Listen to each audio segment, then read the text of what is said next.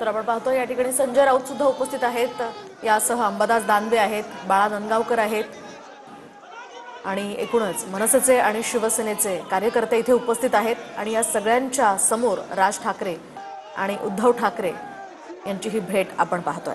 शिवसेनेच्या नेत्या किशोरीताई पेडणेकर आपल्या सोबत जोडल्या गेलेल्या आहेत। किशोरीताई, एक आनंदाचा क्षण आज शिवसैनिकांसाठी मनसैनिकांसाठी म्हणावा लागेल।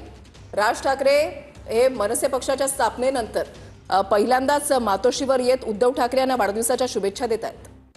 हो, आम्हालाही बघून आनंद वाटतोय आणि छानपैकी दोघं ज्या हिंदी मराठी आणि मराठी बाणा महाराष्ट्राचं होत असलेली वाताहत मुंबई या सगळ्यावर आता दोघं मिळून लक्ष देतात। अतिशय आनंद झालाय सगळ्यांना, सैनिकांना आनंद झालाय, पदाधिकाऱ्यांना, सगळ्यांना, म्हणजे अख्ख्या महाराष्ट्राला आनंद होतोय।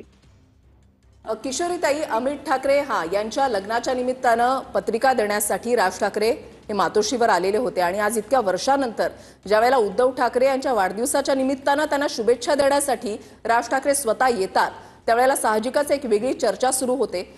कौटुंबिक मनोमिलन तर सुरुवातीपासून होतच, मात्र आता राजकीय मनोमिलन सुद्धा होईल। बघा, आज कौटुंबिक मनोमिलन अतिशय चांगलं दिसतंय। आपण असं समजलं पाहिजे आणि होईलच की राजकीय दृष्ट्या पण ते दोघं भक्कमपणे महाराष्ट्र आणि मुंबईसाठी उभे राहतील।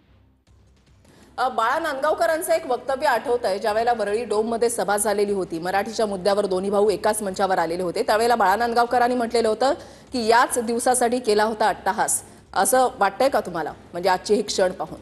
बाळा नांदगावकर अतिशय मितभाषी, म्हणजे एक व्यक्ती म्हणून मला तर खूप आवडतात ते आणि आहे त्यांचं पण निष्ठा आहे।